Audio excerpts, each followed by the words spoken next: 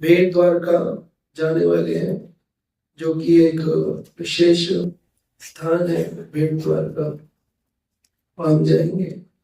कल हमने श्रवण किया था कितनी द्वारकापुरी है यहाँ द्वारका में। वैसे तो अनेक है, लेकिन तीन मुख्य तीन दुर्ग है। क्यों? तो तीन द्वारकापुरी है। कितनी द्वारकापुरी है? तीन द्वारकापुरी। तो एक द्वारकापुरी कौन सी है? ये गोमती द्वारका जिसमें आप लोग बैठे हैं। दूसरी है समुद्र द्वारका जो पानी के नीचे चली गई, उसमें भी आप जा सकते हैं। उसके लिए आपको स्कूबा डाइविंग स्नॉर्कलिंग करनी पड़ेगी। पानी में जाने के लिए कंधे पर बैठ जाना। अभी प्रधानमंत्री वो कराया नीचे वाले। तो जिनको भगवान पर विश्वास नहीं होता वो फिर नीचे वाले द्वारका पहुंचते। दुर्वासा ऋषि तो सूतल तक चले गए थे, त्रिविक्रम भगवान सूतल तक पाताल तक जहां जाएंगे। और भेंट द्वारका जो है, ये द्वारका भी एक द्वारका है। तो भगवान का जो निजी कक्ष था वो भगवान ने पानी के अंदर डाला है, लेकिन और भी जो द्वारका में स्थान थे वो भी आधारों पर हुए। भेंट शब्द का अर्थ होता है द्वीप। लोग सोचते हैं भेंट, वहां पे भी लोग बोलेंगे, जो पुजारी होते कई बार बोलते हैं कि यहाँ पर सुदामा से भेंट हुई थी, इसके भेंट द्वारका। भेंट नहीं, भेंट यानी द्वीप। वो एक द्वीप समुद्र के बीच में है। तो पहले फेरी लेके जाते थे, यानी छोटी मोटर बोट लेके, फिर 40-50 लोग एक बोट पर फिर जाते थे और फिर वहां से आते। अभी भी चलती है, ऑप्शन है, आप बोट से जाना चाहें। या फिर अभी 3 साल पहले एक सेतु का निर्माण किया गया प्रधानमंत्री के द्वारा, और वो भगवान की कृपा से मुझे सेवा मिली थी उस समय न्यूज चैनल पर उसको बोलने ऑफिस में क्या बोलना चाहते हैं द्वारका के बारे में। तो वो एक सेतु बना, उसका नाम है सुदर्शन सेतु। सेतु को उस पार ले जाकर के बस छोड़ देती है, आजकल वहां तक चली जाती। पहले इधर छोड़ती थी ओखा क्षेत्र में, उधर जाना। तो जो भेंट द्वारका है, इसकी लीला को हमें श्रवण करना चाहिए। भगवान श्री कृष्ण जब वृंदावन को त्याग करके मथुरा गए और मथुरा को त्याग करके वह द्वारिका आए, तो जब भगवान की जो बांसुरी थी वो कहाँ रहे? क्योंकि भगवान कृष्ण बांसुरी बजाते हैं, लेकिन द्वारकानाथ कोई लीला नहीं की जब बांसुरी बजाते हैं, वेणु वादन नहीं करते। लेकिन जब भगवान के जो दो स्वरूप है, एक है यशोदानंदन कृष्ण और एक है वासुदेव कृष्ण। तो जो वासुदेव नंदन कृष्ण है वो चले जाते हैं मथुरा और द्वारका, और जो कृष्ण है वो रह जाते हैं वृंदावन। वृंदावन में भगवान श्री कृष्ण 3 प्रकार की वेणुओं का वादन करते हैं। एक वेणु कहते हैं, एक को बंसी कहते हैं, और एक को मुरली कहते हैं। क्या कहते हैं? वेणु, बंसी, मुरली। तो जो वेणु है उसका नाम है महानंदा। उसका नाम है महानंदा। उसमें 6 प्रकार के छिद्र होते हैं और वो सबसे छोटी होती है, और वो बड़ी सुंदर मीठी ध्वनि प्रकट करती है। ज्यादातर गायों को और बछड़ों को भगवान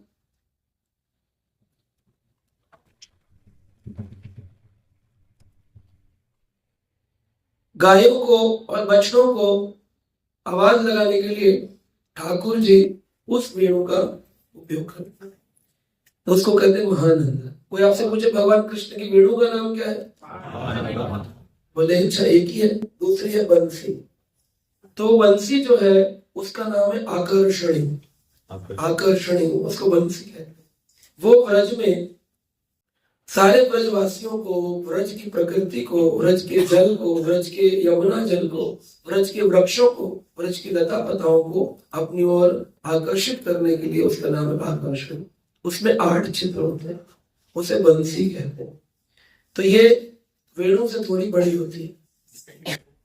उसके बाद है तीसरी प्रकार की, उसको कहते हैं मुरली। मुरली जो है उसका नाम है आनंदिनी। उसमें 10 छिद्र होते हैं और सबसे लंबी होती है।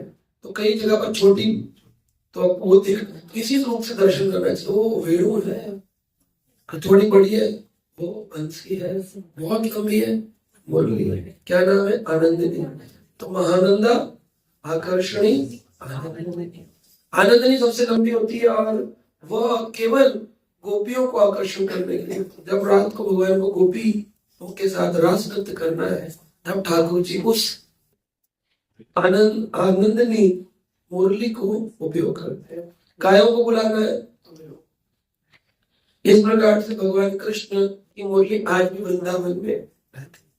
तो भगवान अपनी मुरली लेके नहीं आए, लेकिन अपने साथ वियोग का भाव लाए। ब्रज मोह विसरत नहीं। वही ब्रज के भाव में ठाकुर जी नेत्र बंद करके रहते। ठाकुर जी के खुले नेत्र जो है वो केवल भक्तों के लिए होते। तो यहाँ पर क्योंकि ऐश्वर्य नगरी है, आपने देखा यहाँ पर मायावादी गढ़ है। मायावादी लोग जो कहते हैं सारे भगवान एक ही है, सारे देवता एक ही है, कोई भी रास्ता कर लो एक ही है, जो ऐसा भाव रखते हैं वो क्या हो जाता है? मायावादी। तो वो मायावादी लोगों को ठाकुर जी दिखना नहीं चाहते, इसलिए ठाकुर जी आंख बंद कर लेते हैं। लेकिन वही ठाकुर जी का जो मूल विग्रह है उसकी हम कथा कल करेंगे। और जो मूल विग्रह है जो इस समय डाकोर जी में विराजमान है, वहां नेत्र खुले हुए, क्योंकि वहां भक्ति भाव, भगवान की भक्ति जहाँ आते हैं ठाकुर जी अपनी आंखें खोल देते हैं। अगर आपको भगवान का मूल विग्रह देखना है तो वो द्वारका में ही कहाँ है? तो ये विग्रह कौन सा है? ये विग्रह जो है जो आपने कल दर्शन किया, ये विग्रह भगवान कृष्ण के पुत्र प्रद्युम्न, प्रद्युम्न के पुत्र अनिरुद्ध, अनिरुद्ध के पुत्र वर्चनाभ जी ने विग्रह बनाया। लेकिन कालक्रम में इसको छुपा दिया गया था। उसके बाद सरोवर में से निकाल के पुनः 1200 वर्ष पूर्व इसकी स्थापना करी। जिस भेंट द्वारका आप जाएंगे वहां भी विग्रह, बोले ये किसने बनाया? तो एक बार रुक्मणी जी ने भगवान कृष्ण से इच्छा करी कि ठाकुर जी मुझे आपका एक मूर्ति बनवानी। होता है ना, जब कोई व्यक्ति कहता है मुझे पेंटिंग करवानी है अपने गुरु की, ना अपने परिवार की पिक्चर बनाते हैं, तो पेंटिंग करनी है। तो रुक्मणी जी ने कहा कृष्ण मुझे आपकी एक पेंटिंग बनवानी है, एक मूर्ति बनवानी है। रुक्मणी जी स्वयं उसकी वर्शिप करती थी। तो वो मूर्ति कहाँ है? पेड़ में। और एक मूर्ति है भगवान कृष्ण के बाल स्वरूप की। रुक्मणी जी ने एक दिन कहा मैं देखना चाहती हूँ उनके बाल स्वरूप में कैसे दिखते। होता है ना अपने पति का छोटा बचपन का फोटो, बोले मैं आज तुम्हें सबके सामने नंगा कर दूंगी। क्या बात कर रही? बोले हाँ देखो आपका बचपन है ना। तो इस तरह से रुक्मणी जी के एक दिन बोली मुझे इतनी लीलाएं सुनी है आपकी बालकाल की, आपका रूप कैसा था? भगवान कृष्ण का मैं दिखाऊंगा लेकिन केवल तुमको।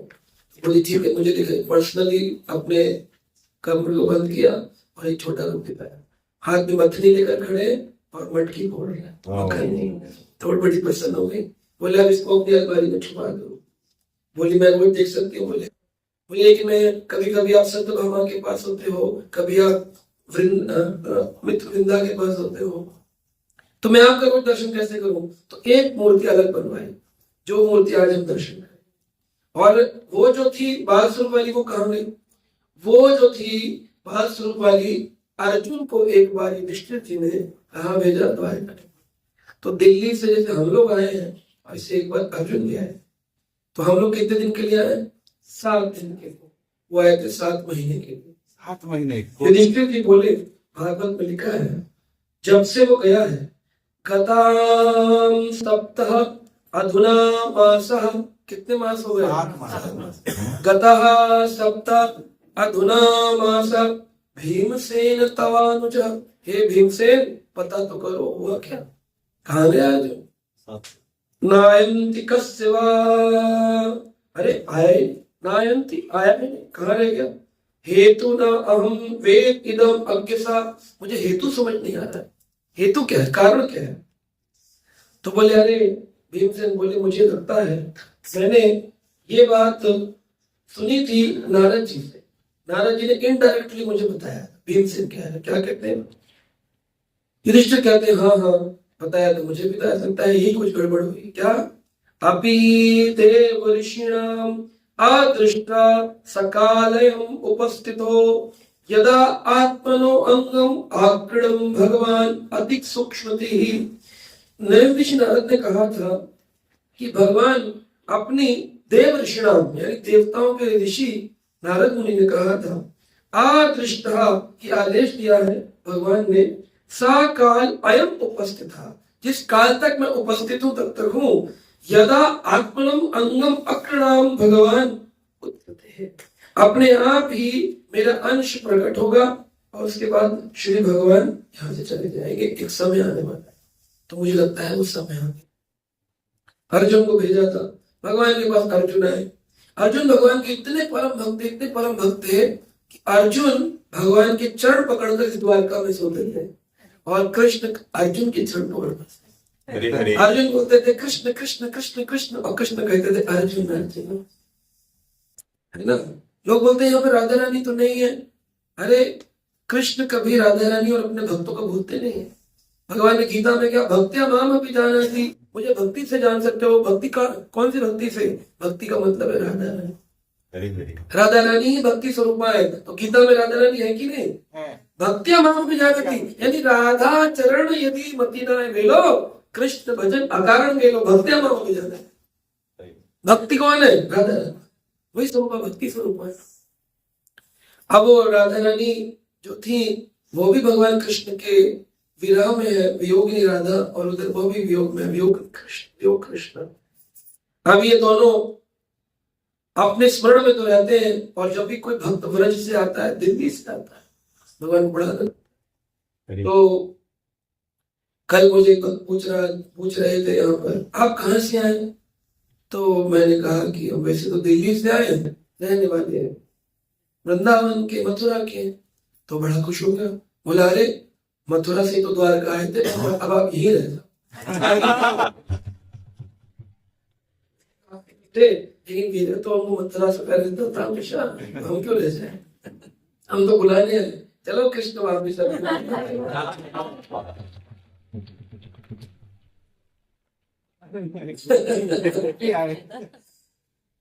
तो जो युधिष्ठिर जी पूछ रहे क्या हो गया कृष्ण को, कहाँ चले गए, तो उस काल में रुक्मिणी जी ने एक दिन बोला चलो चलो, क्या हो गया, बड़ी देर हो गई, मंगल आरती आई नहीं। भगवान तो रोज सुबह 3 बजे उठ करके बैठे। आप कितने बजे उठते, आप 2:45 उठती, मैं तो 3:45 नहीं उठता हूँ, 4:45 उठता हूँ। मैं पूछ रहा हूँ आप कितने बजे उठते, हाँ 3, 5, 6, 7, 8 उठते ही नहीं।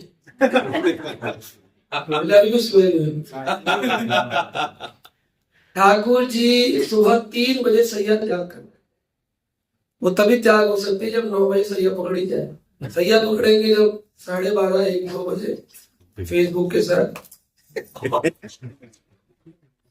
तो फिर वो सैया सुबह छूटेगी।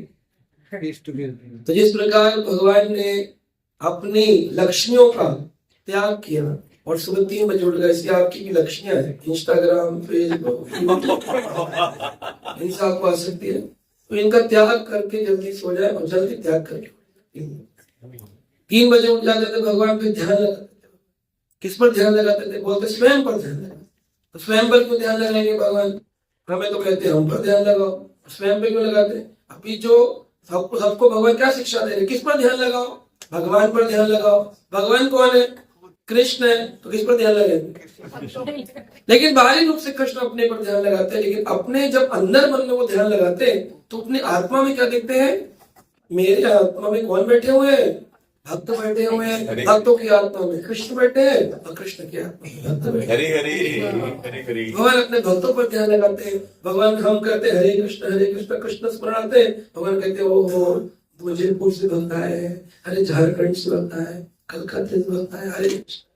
आप कृष्ण कृष्ण कर भक्तों का, भगवान आपका चिंतन।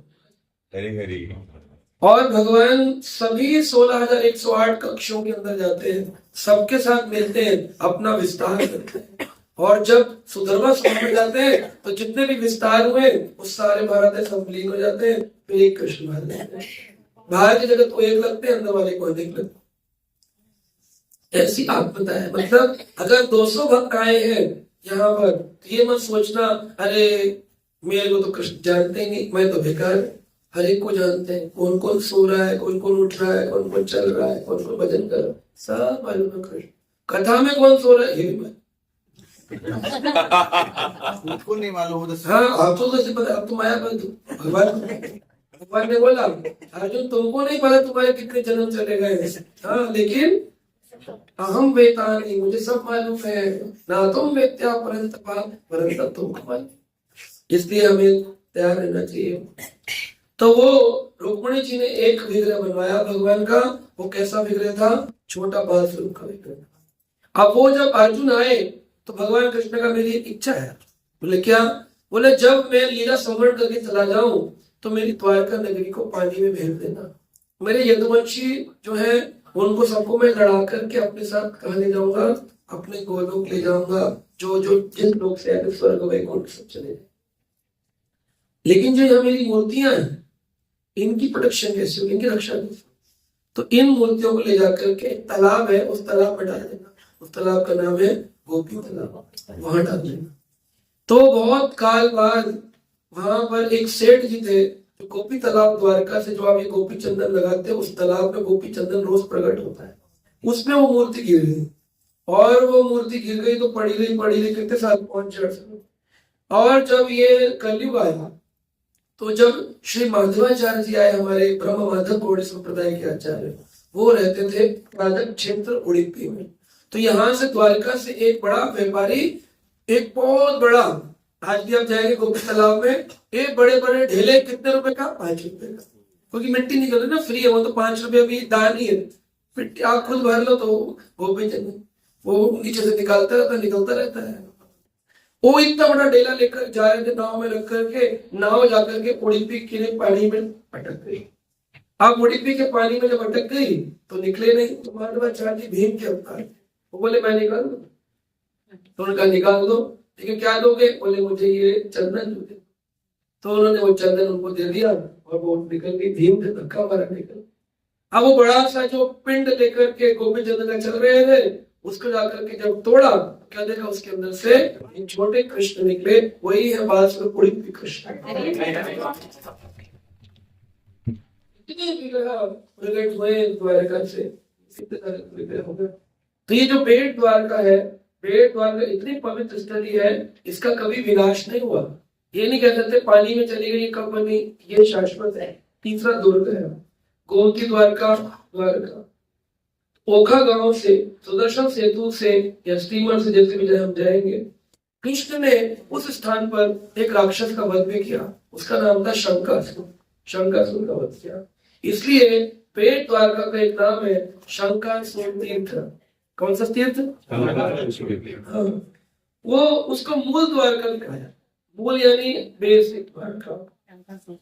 सन 1616 में भगवान कृष्ण की एक मूर्ति की स्थापना हुई, जो कि रुक्मिणी जी के द्वारा बनाया गया था। जब यहाँ पर आक्रमण हुआ तो सन 1600 में औरंगजेब का आक्रमण हो रहा था, सभी विग्रह छुपाए गए, तो उसको भी एक सरोवर में छुपा दिया गया।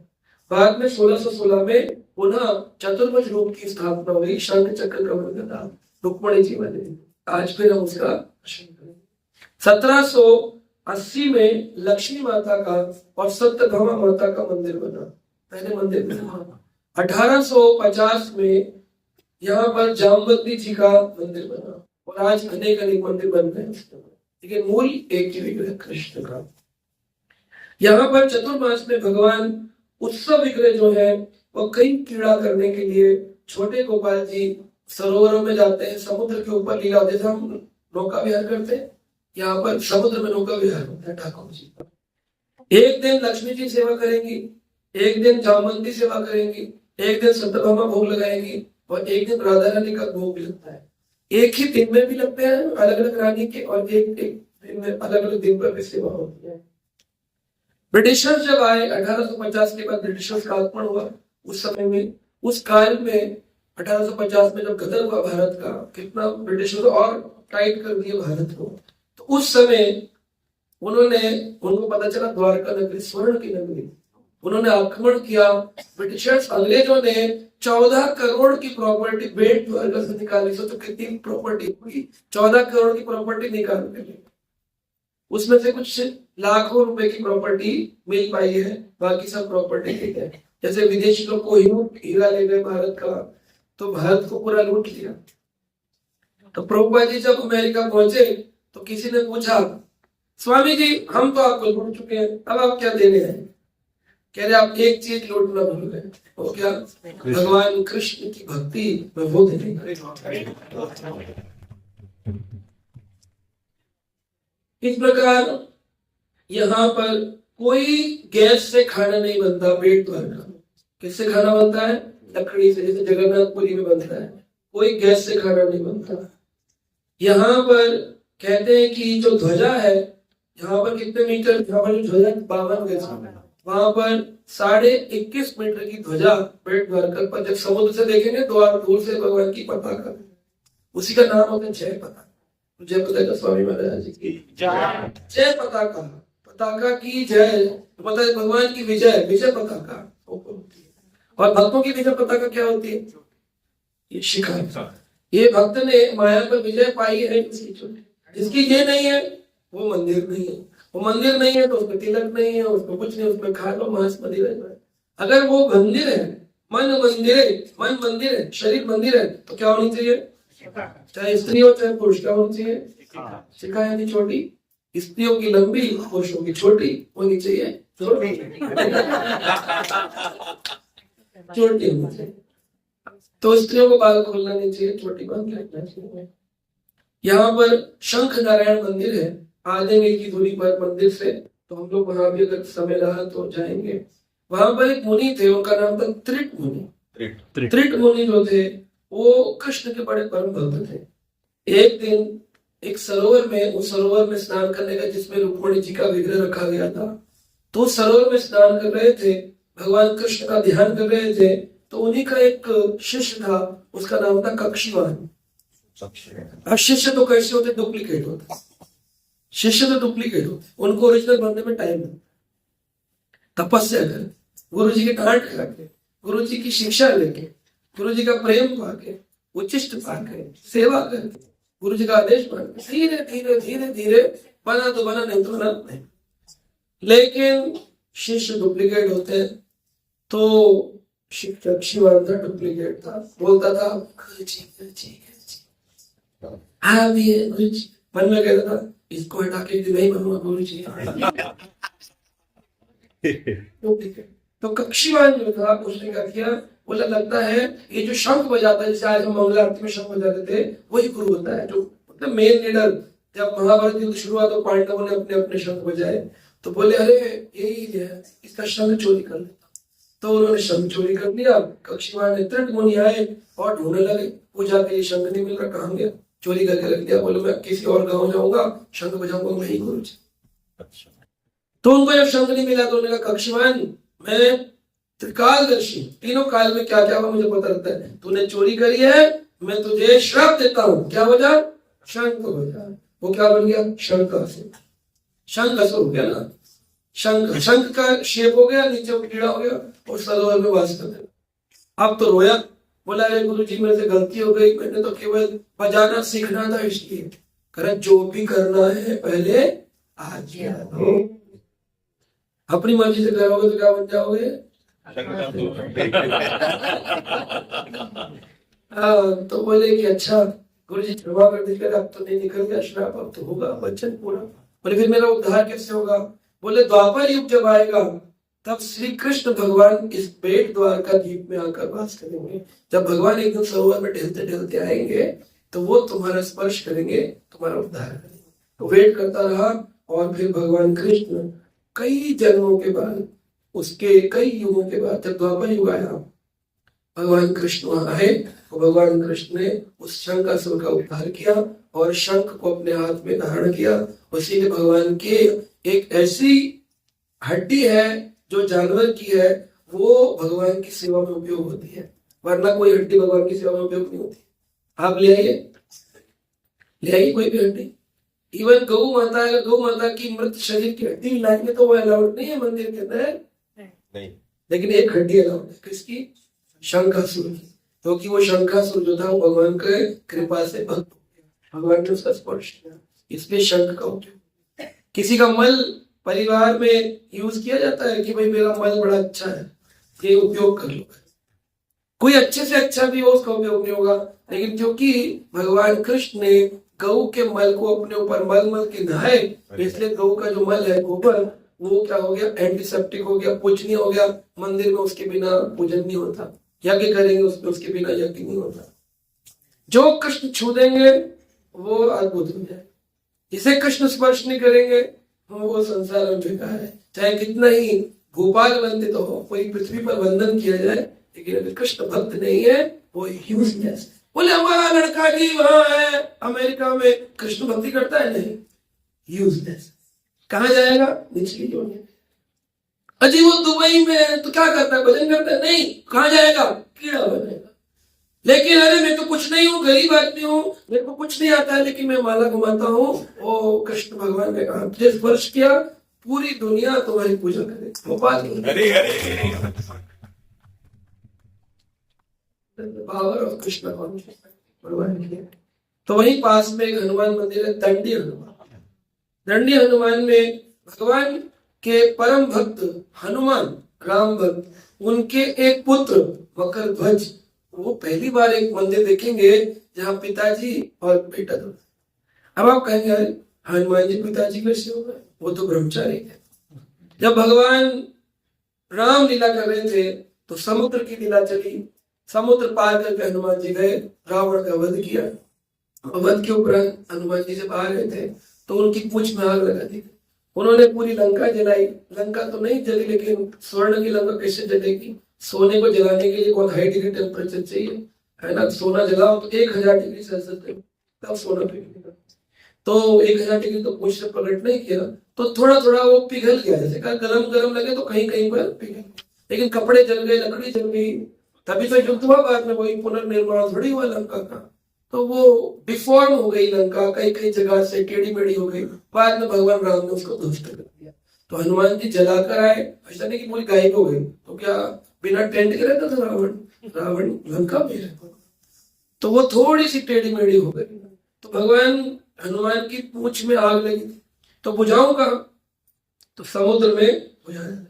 समुद्र में बुझाने लगे तो कहां बुझाई? सागर के अंदर। जब सागर में बुझाई तो उस समय उनके शरीर के पसीने की एक बूंद नीचे गिर गई। अब शरीर दिव्य भक्त का दिव्य होता है, अष्ट सिद्धि हो जाती है, 9 निधि के दाता हो जाते हैं। वो ठाकुर जी के परम भक्त श्री राम के हनुमान, उनकी पसीने की बूंद एक मगर ने खा ली। मगरमच्छ, फीमेल मादा मगर ने, उसके मुंह में दिव्य गई, उसके यहाँ से जन्म हो गया। वो पुत्र बना, बिल्कुल बंदर जैसा दिखता। अब मगर बोले हमारे घर बंदर किससे? तो पता चला हनुमान जी का। बोला मैं हनुमान पुत्र। तो एक बार हनुमान जी आए इसी स्थान पर, और हनुमान जी भगवान का दर्शन करने के लिए आए। तो उन्होंने क्या देखा, वहां पर एक गार्ड खड़ा हुआ है, और बोले तुम क्या सेवा करते हो? बोले मैं अहि रावण जो पाताल में रहता है उसका द्वारपाल। बोले अरे नेगेटिव काम करते हो, मैं मारूंगा तुमको। कैसे मारोगे? मेरे पिता बड़े बलशाली हैं, उनका पुत्र मैं महाबलशाली। कौन है तुम्हारा पिता? बोले हनुमान। हनुमान जी बोले हमारा बेटा कैसे हुआ? हम तो खुद ब्रह्मचारी हैं, बेटा कहां से आ गया? तो बोले कि अरे वीर हनुमान की शरीर से बूंद गिरी थी मेरी माँ के मुख में, उससे मैं उत्पन्न हुआ। तो उन्होंने कहा अच्छा क्या नाम है तुम्हारा? बोले मकर ध्वज। बोले मैं ही हूँ वो वीर हनुमान का पिताजी। आई रावण के जाइए मारिए। तो इसीलिए मकर ध्वज और हनुमान जी का ये मंदिर है, दंडी हनुमान। यहाँ पर कहते हैं कि श्राप मिला है, चावल के दाने के बराबर ये मंदिर घट रहा। जैसे गिरिराज गोवर्धन को श्राप मिला, ऐसे ही कलयुग के जिस दिन ये अंत हो गया, वो मूर्ति चली गई, गायब हो गई, उस दिन प्रलय आ जाएगी, कलयुग खत्म हो जाएगा और फिर सत्युग की स्थापना होगी। तो ये भी एक लक्षण बताया कलयुग का। तो टाइम क्लॉक लगाया गया है।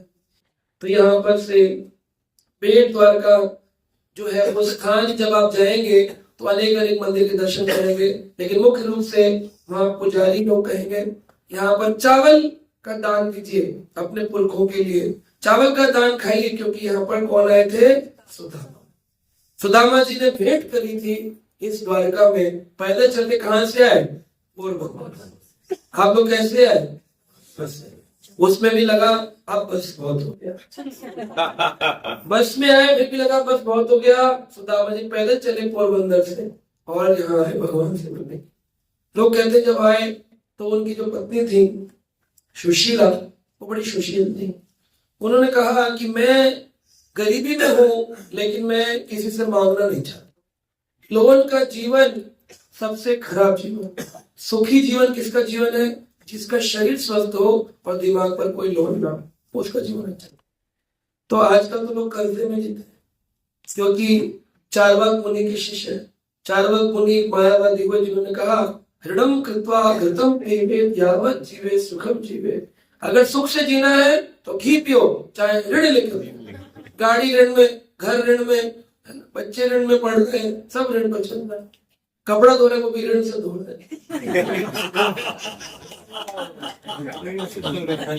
ऋण में भी और ऋण। तो हर चीज में ऋण ऋण ऋण ऋण है ना। तो ये तो सुदामा जी बोले मैं विप्र हूं, मैं मांगने नहीं जाऊंगा। सुशीला बोली सखा साक्षात श्रीपति। अरे साक्षात श्रीपति लक्ष्मी के पति तुम्हारे सखा, जाओगे कुछ ना कुछ तो मिलने जाओगे तो कुछ ना कुछ तो मित्र देगा ना ये लोग। और वो इतना बड़ा है, कुछ भी देगा ना, उससे हमारा बहुत कुछ हो जाए। यहाँ आए आप द्वारका में, भगवान आपको कुछ ना दे, कुछ भी दे दे, उससे आपका बहुत कुछ हो जाएगा। तो दर्शन आगे से करे पीछे कैसे करे को फर्क पड़ता है? कैसे का हमें दर्शन करना है, भगवान को हमें देखना है। भगवान कब देखेंगे आपको? जब कुछ ऐसे, हाँ जी, जब उनके लिए कुछ विशेष करेंगे। हम विशेष करेंगे और लाइन में आगे रख करके जाएंगे और उससे भगवान देख लेंगे। पास जाओ तो हम दिखती है। तो भगवान कब देखेंगे? जब भगवान के लिए आप कुछ करें। प्रभुपाद जी कहते थे कुछ ऐसा करो कि आपको भगवान को ना देखना पड़े, भगवान आपको देखने के लिए तत्पर है। करते कुछ नहीं है, आगे वीआईपी दर्शन, आगे वही लाइन में दर्शन। अरे पीछे से करो आगे से करो, कुछ नहीं होना, कितना भी कर लो। भगवान तो दूर से, जब कोई व्यक्ति दिल्ली से टिकट बुक कराया तब भगवान देखने के चल दिया। सुदामा जब चले पोरबंदर में, ठाकुर जी को मालूम था कि चल दिया मेरा मित्र, मेरे से मिलने के लिए आ रहा है। तो अपनी पत्नी से बोले मित्र के घर जाना चाहिए, तो खाली हाथ नहीं जाना, कुछ लेके जाए। तो क्या लेके आए? लोग बोलते 3 मुट्ठी चावल लेके आए, लेकिन भागवत कहते 3 नहीं 4 मुट्ठी। यचित्वा चतुष्मुष्टिनः विप्रः पृथक्। क्या लेके आए? तांदुल लेके आए। सुदामा विप्र के तांदुल फेमस कहाँ मिलेंगे आपको खाने के लिए?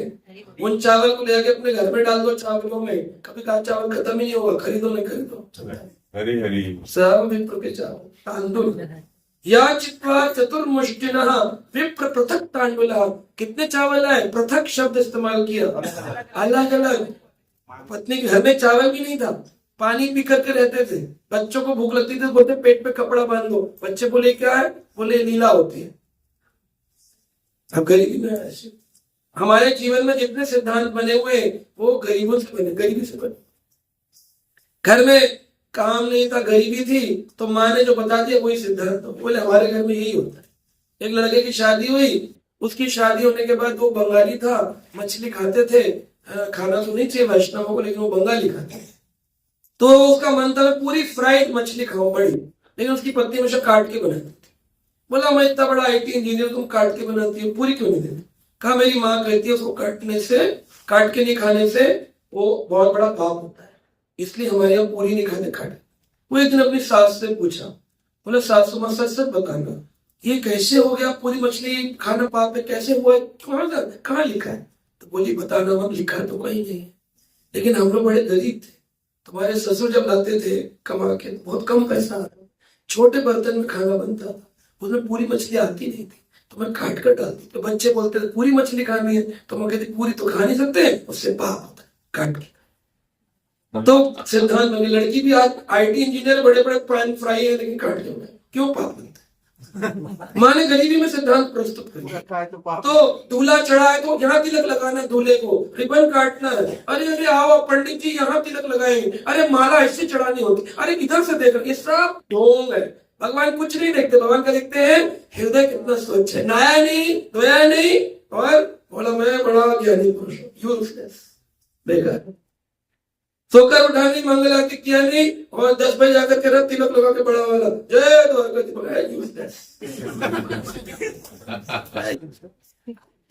मंगल आरती उठो, जप करो, भजन करो, भक्तों की प्रति सेवा का भाव।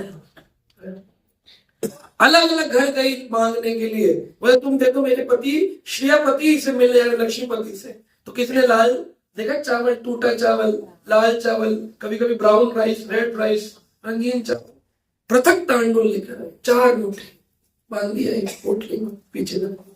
सुदामा बोले वाह, अब मैं जाऊंगा लेकर के। पहुंच गए, लोग बोलते धक्का मारा सुदामा जी, धक्का मारा, बोले हट, बोले अरे द्वार पालो, कन्हैया से कह दो घर पर सुदामा गरीब आ गए। भक्त सुन रहे होते इस कौन के भी, गा भी रहे होते।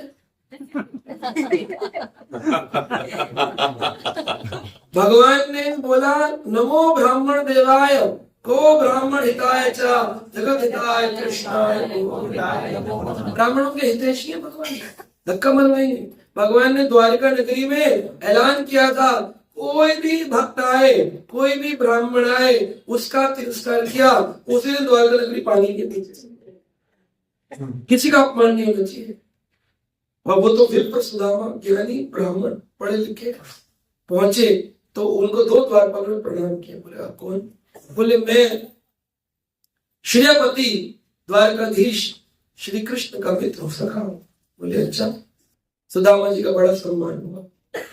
अब सुदामा जी अंदर पैदल धीरे धीरे चलते हैं, 7 परकोटे देख रहे द्वारका कितनी बड़ी है। आपको अभी एक द्वारका के दूर से दूसरे द्वारका पे जाना होगा, कितना लंबा, अभी बस में बैठ कर जाओगे सोते सोते, माला तो बहुत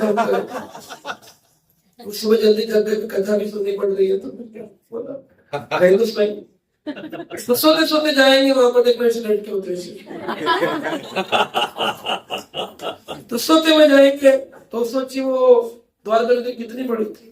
तो एक घोड़े पर गया, बोला अरे अरे देखिए देखिए बेट द्वारका तक, इस द्वारका से उस द्वारका तक घोड़े पे गया। बोले देखिए देखिए आपके मित्र पोरबंदर से गोमती द्वारका ध्रुव तक पहुंच गए, अब वो भेड़ द्वारका आ रहे हैं। ठाकुर जी से रहा नहीं गया, पेड़ द्वारका से निकल कर ठाकुर जी समुद्र वाली मध्य द्वारका तक पहुंचे, तब तक वो भी समुद्र द्वारका तक पहुंचे। दोनों का आपस में लिंगन हुआ। ठाकुर जी को गले लगाते हैं, वो ठाकुर जी को गले लगाते हैं। ठाकुर जी ने गले लगाया, बोले बड़ा कमजोर है। तो उसकी कमजोरी देख करके आंसू निकलने लगे। भगवान अरे मेरा मित्र वो भी इतना कमजोर, हड्डियां चुभ रही थी, खाया नहीं पिया। और इन्होंने भी गले लगाया ठाकुर जी को, इन्हें लगा ये भी मेरा मित्र इतना तंदुरुस्त हो गया, मैं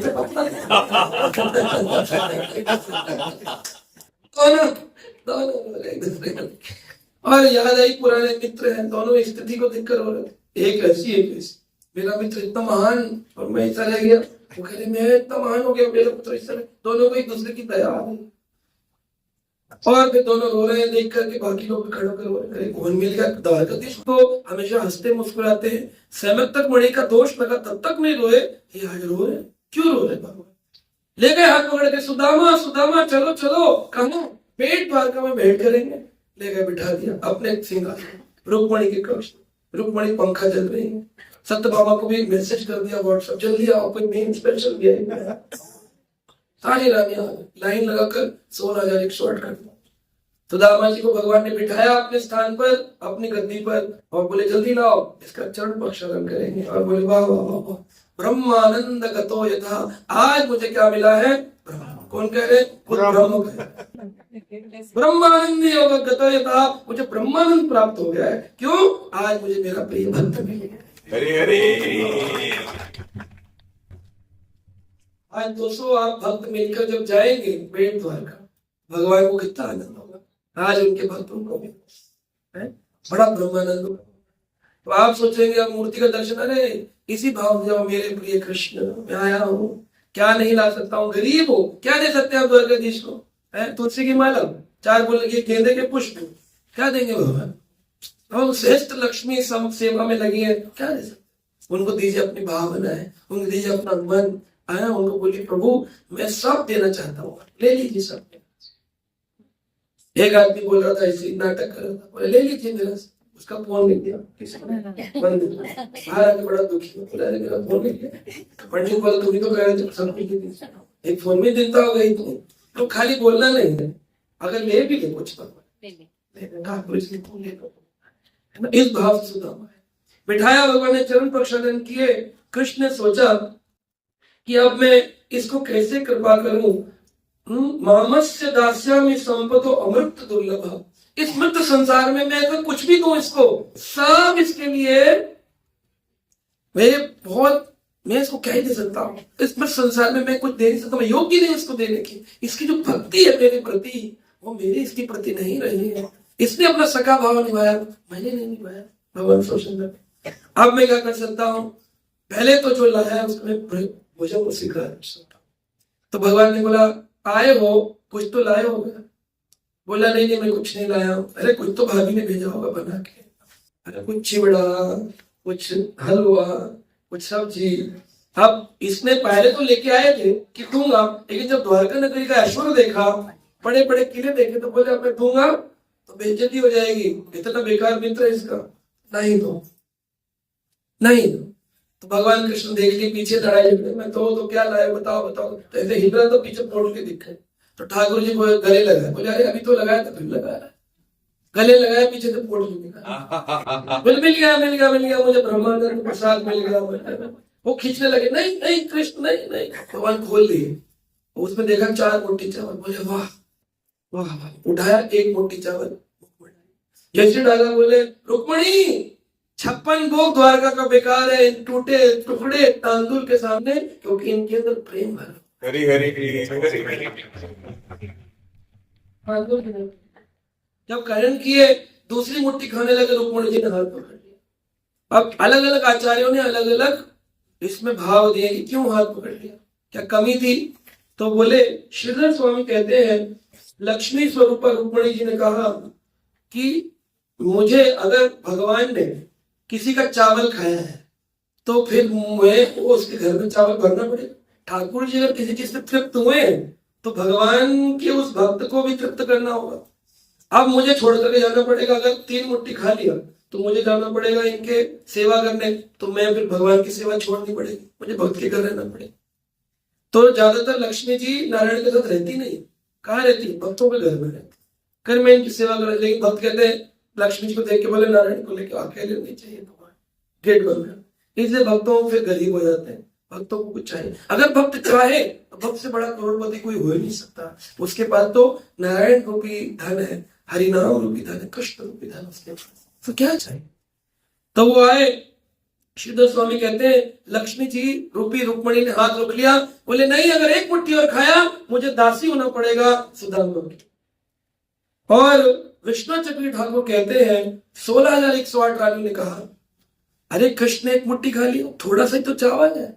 अगर 16,108 रानियां थोड़ा थोड़ा एक भक्त का प्रसाद खाना चाहे तो सब में डिस्ट्रीब्यूट कैसे होगा। अगर सब कृष्ण खा गए तो डिस्ट्रीब्यूट कैसे। अब कृष्ण कह रहे नहीं रुक्मणी रोको मत, कह रहे नहीं कृष्ण हमें दो, हम सब खाएंगे। तो पूरी 3 मुट्ठी पर धीरे धीरे 16,108 में। और श्रील प्रभुपाद जी लिखते हैं कृष्ण जो है वो बड़े संतुष्ट है अपने भक्त की इस प्रकार की सेवा देख करके, और वो भगवान कृष्ण को आकर्षित करती है। तो भगवान कृष्ण ने क्या सोचा, इनको क्या कर दूं, 3 लोगों की संपदा दे। तो 3 लोग कौन से हो गए, ऊपर के 6 लोग, पृथ्वी लोग और नीचे के 7 लोग। अब मुट्ठी कितने चावल थे, 4। तो बोले अगर 4थी मुट्ठी भी खा ली भगवान ने तो क्या देना पड़ेगा, वैकुंठ भी देना पड़ेगा, वही। और वैकुंठ दे तो हम लोग खा रहे, तो नारायण खा रहे। तो इस प्रकार से अलग अलग आचार्यों ने, प्रभुपाद जी ने, विष्णु ठाकुर ने, श्रीधर स्वामी ने, अलग और राघवाचार्य, सबने अलग अलग विचार दिए रुक्मणी को। लेकिन मूल क्या है कि प्रसाद लेना चाहे। अगर कृष्ण का प्रसाद हम सबको नहीं मिला, कृष्ण का अपन लेना मिले कोई दिक्कत नहीं, भक्त का सुदामा रूपी भक्त का प्रसाद, भक्त पदे धूली भक्त पदे जल भक्त भुक्त अवशेष ये मिल जाए। तो सुदामा का चावल खाने के लिए तत्पर थे भगवान। भगवान ने कहा सुदामा अब तुम भी तो कुछ लो। सुदामा बोले हाँ कृष्ण जो कहोगे ले लो। तो बोले मित्र तुमने शादी में नहीं बुलाया। बोले बस गरीबों की क्या शादी, तो हो गई। बोले हाँ हो गई, उसी ने भेजा है तुम्हारे पास। हाँ मैंने उसको कहा था मेरा मित्र है द्वारकाधीश। बोली अरे हो ही नहीं सकता। तो बोली जाओ मिलाओ। अरे कुछ भी चाहिए हो तो बताते, कुछ जरूरत होती नहीं, नहीं जरूरत कुछ कपड़े में फटे हुए कपड़े, जरूर हमारा बढ़िया एकदम सब कुछ होता है, धोती कुर्ता सिल्क का, लेकिन जाएंगे तो इतनी सारी जरूरत बोलते हैं, हमको ये जरूरत है, ये जरूरत है, ये जरूरत है। तो भक्त को क्या बोलना चाहिए? कोई जरूरत, निष्काम, कोई जरूरत नहीं। सुदामा बोले कोई जरूरत नहीं, सब ठीक चल रहा है, कृष्ण तुम्हारा तो हो, सब कृपा है। बोले नहीं फिर भी कुछ तो नहीं कुछ। तो बोले चलो ठीक है। कृष्ण बोले, सुदामा नहीं बोला, बुरा लगा मुझे। हाँ क्या करूं सुदामा? बोले समय नहीं मिला कृष्ण, कार्ड छपवाना, बुलाना, इतना सब नहीं हुआ इंतजार। तुम्हारी हुई शादी? कृष्ण कृष्ण बोले हाँ वही। कहाँ है माँ भाभी? बोले जितनी दिख रही सब भाभी। बोले इतनी भाभी? बोले तुमने भी नहीं बुलाया? मैंने एक में नहीं बुलाया तो रुष्ट हो रहे हो। 16,108 अखबार में एक बार तो याद आती। कृष्ण बोले हमारी तो अलग ही शादी हुई।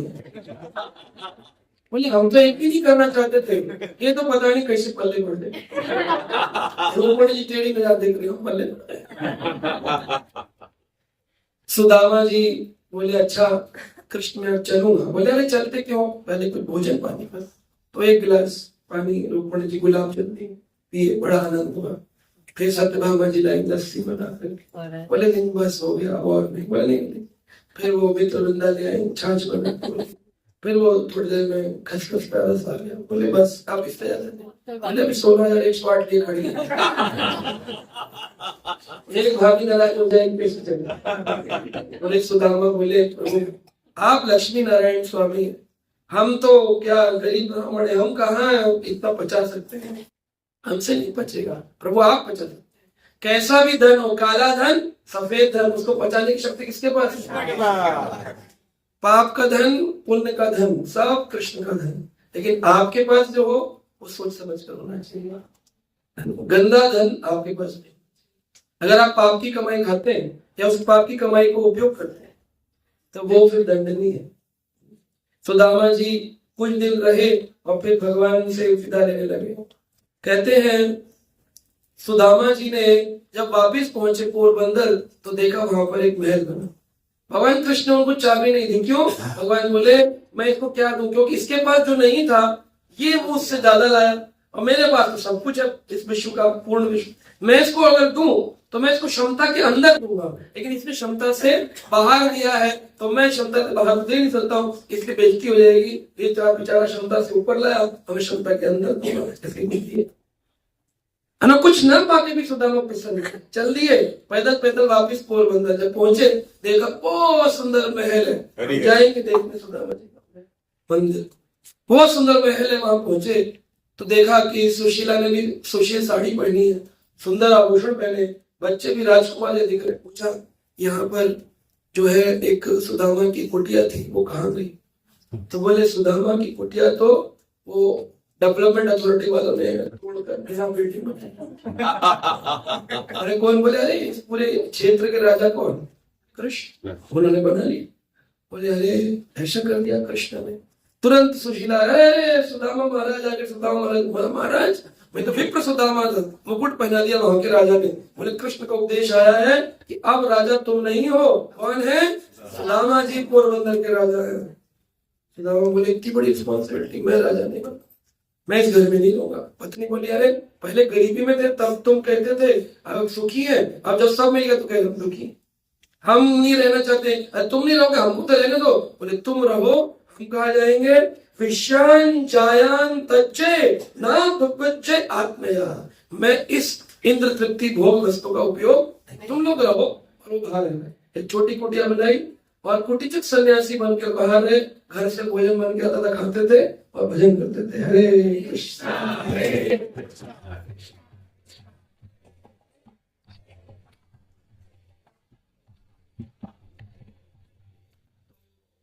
कहाँ जाने वाले हैं? आपको आनंद आ गया, समझ आ गया